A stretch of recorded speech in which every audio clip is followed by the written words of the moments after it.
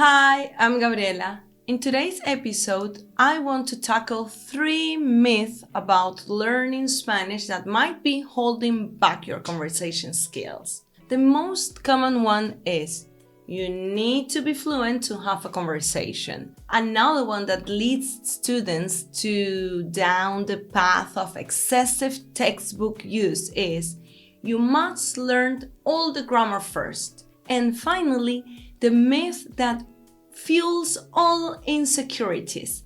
You need a big vocabulary to speak. As usual, I'll show you how I coach students to overcome these challenges with real examples from one of my sessions. Stick around till the end and I'm sure you'll discover a new way to approach conversations. And if this your first time here, let me tell you, you are in the right place if you want to improve your Spanish conversation skills. Alright, before we dive into this myth, let's think about how myth can positively or negatively influence our learning process. When we are learning a second language, we research, we listen to others, we look for helpful materials, and most importantly, we start building our own belief about learning. Our thoughts play a crucial role here. Have you ever been in the middle of a conversation or interaction in Spanish and your inner dialogue starts to overshadow the conversation? You might start thinking in English about conjugations, hesitate about what to say, or overthink every single word by word and end up saying almost nothing to your partner. Trust me, you're not alone. This happens quite often. Myths influence our thoughts and shape our beliefs. So clearing these misconceptions will give you a great advantage and build your confidence in the process. Now, let's tackle this myth. First up, being fluent before having a conversation. Boo! You don't need to be fluent. In fact, jumping into conversations early on helps you build vocabulary and use non-verbal skills to prioritize communication over perfect grammar. Next, you must learn all the grammar first. Wrong. Intellectual knowledge is one thing, but communication involves much more than just grammar. The reality is, if you focus on mimicking native speakers, you'll learn a lot of Spanish. Finally, you need a big vocabulary to speak. Nope. Navigating a conversation doesn't require an extensive vocabulary. Instead, the ability to ask, what does it mean? ¿Qué significa? And how do you say it? ¿Cómo se dice? And feeling comfortable with not knowing but asking questions will take your conversation skills to the next level. I know you might be thinking, yeah, right, Gabriela, that sounds great, but how do I do this? Let me show you a part of one of the sessions in my conversation program where you'll see one of my fantastic students navigating an interaction while applying the 50-50% rule in communication and asking questions no matter what their Spanish level is. Alright, here we are. Okay, so what we're gonna see here is one of my students in one of my coaching sessions. He is beginner, fairly beginner, let's say. He came to the program using only like a few words, saying basically hola, and now he's integrating the coaching strategies that I suggest him to integrate in his conversation, and we're gonna see how he does it. He's navigating this conversation using cómo se dice and qué significa. How do you say? What does it mean, right? And he's navigating this conversation, which is not a simple conversation. You will see why. And he's doing it great. So let's see it together. And I hope this can help you in your own conversations. Okay, so I'm going to play this video here and we will watch together. ¿Cómo estás? ¿Cómo estuvo el funeral? Lo siento mucho. Oh, Funeral es este viernes. Ah, ok. Y tú vas, Sí, mi familia. toda tu familia. Toda la familia. Jax y Mason. Ok, Oh, yeah. todos. Mhm. Ok. Y the first thing that I want to point out is he's not rushing. He's taking his time, speaking word by word, making his point across, and he's matching my speed as well. When we rush, we lead ourselves to choppiness. We end up being choppy when we rush.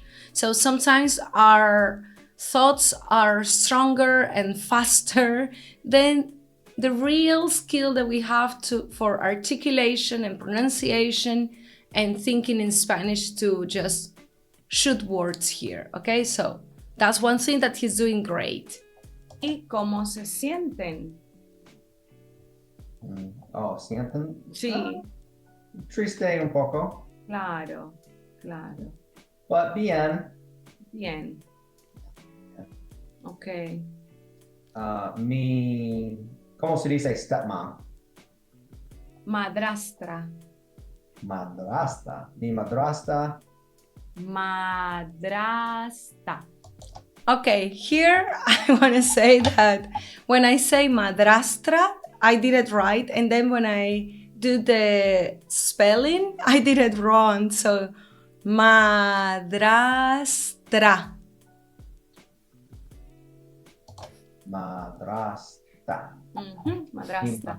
madrasta es en peace. ¿Cómo se dice peace? En paz.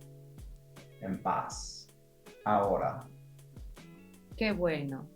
¿Tu Así. madrastra estaba enferma o no? Sí. Sí, enferma. Cancer.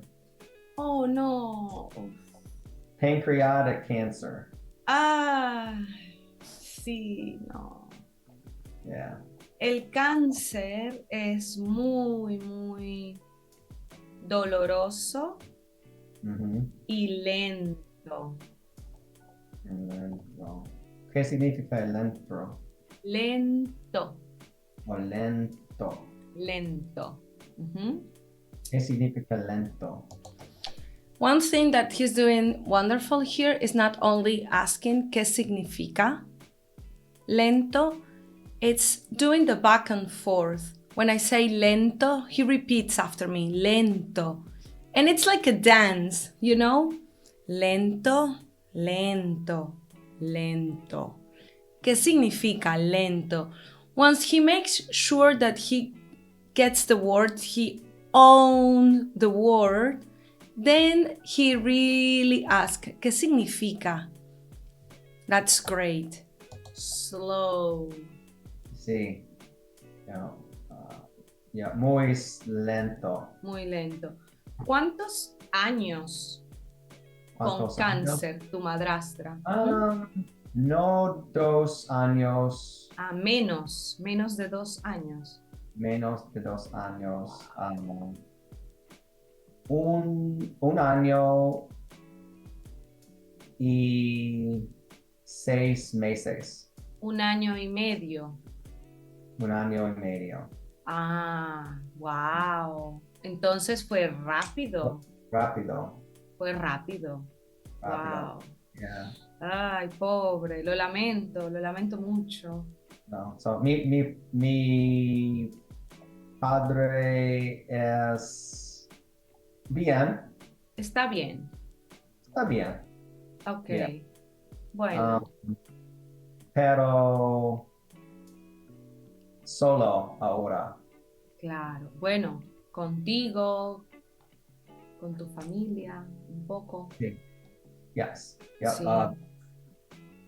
Vamos a viajamos. Sí, a viajar, vamos a viajar. Sí, sí. Viajar. Yeah. So vamos a viajar esta noche. Esta noche. A las Wow. ¿Media?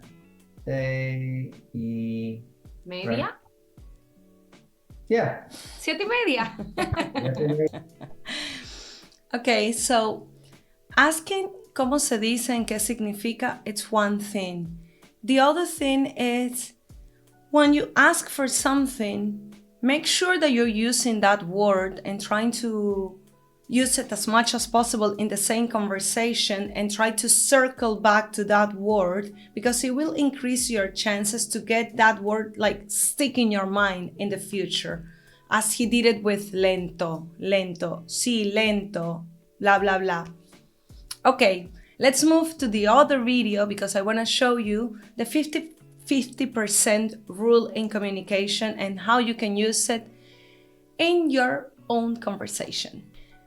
Okay, so a conversation requires a balance between listening and talking. And sometimes when we are learning a second language, we lose that balance along the way. Why? Because sometimes we lack confidence or we don't find the right words or we get stuck in our mind. There are so many things happening in our mind in the middle of an interaction. But sometimes we put ourselves in the position like if we were in an interrogation room and we are just answering direct questions. So, the 50-50% rule is keeping the balance between talking and listening. So I'm going to show you here in this part of the session how he managed to do that. With his level, which is fairly beginner, he managed to do the 50-50%. So let's see it together. ¿Qué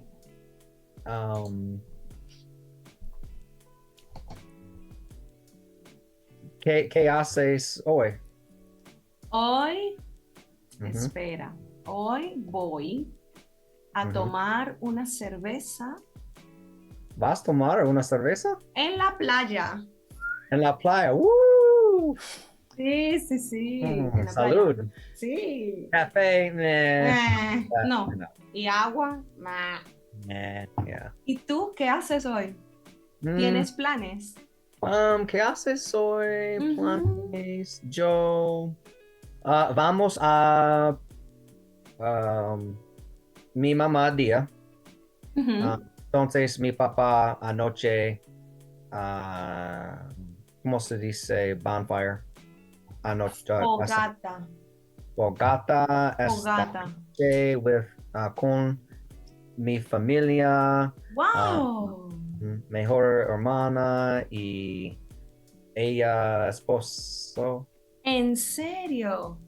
En serio, I'm going too far, but en serio, yeah. Okay.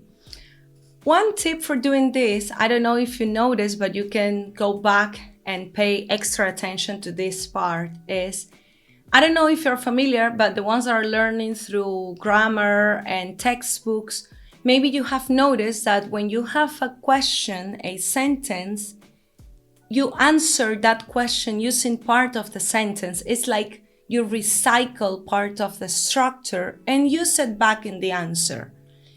So, when we are beginner, we can copy the structure of a native speaker and just use it back in our answer. And that will give you a more natural flow.